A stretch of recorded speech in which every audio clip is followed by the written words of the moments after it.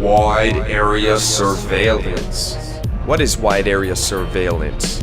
It is a topographic viewpoint of surveillance from the sky. It is being picked up by law enforcement agencies in North America and abroad. A retired U.S. Air Force veteran by the name of Ross McNaught owns a company called Persistent Surveillance Systems based out of Ohio, USA.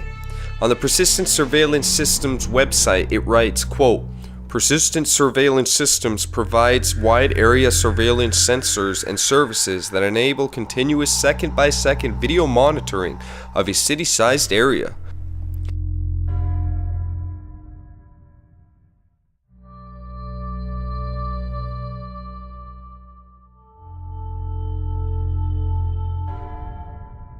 The operation involves flying a small civilian aircraft high in the sky, up to 10,000 feet, with cameras, which are called sensors, pointed at desired locations. There are 3 types of cameras or sensors available for wide-range surveillance from the sky: Hawkeye, Hawkeye 2, and Nighthawk. Hawkeye 1 and Hawkeye 2 are for the daytime, and Nighthawk is for the nighttime.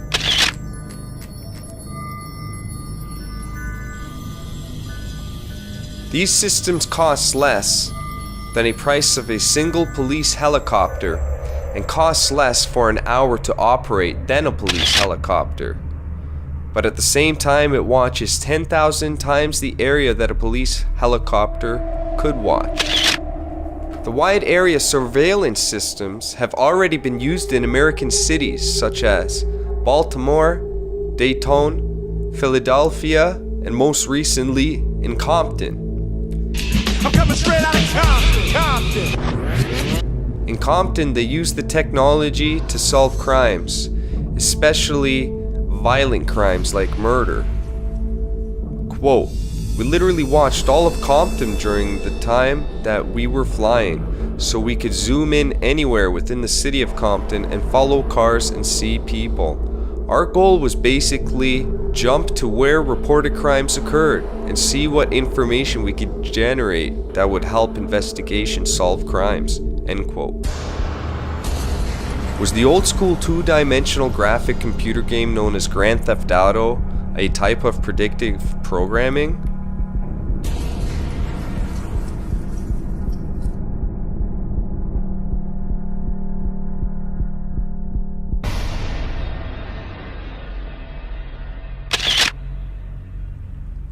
Using this technology, the cops are able to track what a suspect did before and after a crime has been committed.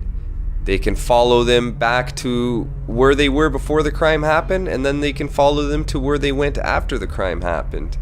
But is this system of spying part of conditioning the masses to its presence? Is there a bigger picture to all of this? As of right now, these cameras or sensors cannot zoom into people's faces and essentially cannot identify people with facial recognition. But DARPA has already invented similar wide area surveillance systems as well.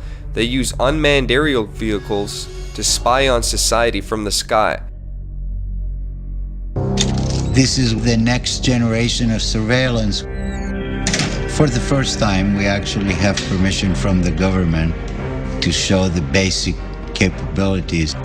It is important for the public to know that some of these capabilities exist. Engineer Yanis Antoniadis designed the new sensor, known as Argus. With 1.8 billion pixels, it's the world's highest resolution camera. Argus fits inside this pod that attaches to the belly of a UAV.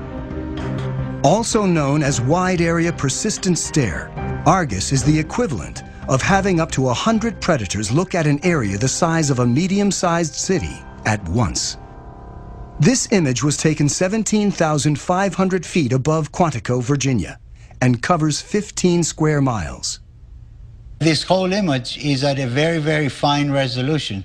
So if we wanted to know what is going on in any spot along this image, say near this building at this intersection, we can generate a moving image that shows what's going on in the area. Simply by touching the screen, Antoniades has opened up a window showing a detailed area, while still maintaining the broader context.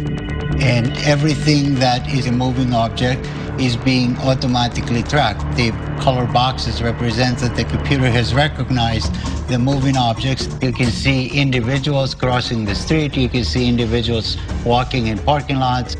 There's actually enough resolution to be able to see the people waving their arms or walking around, what kind of clothes they wear.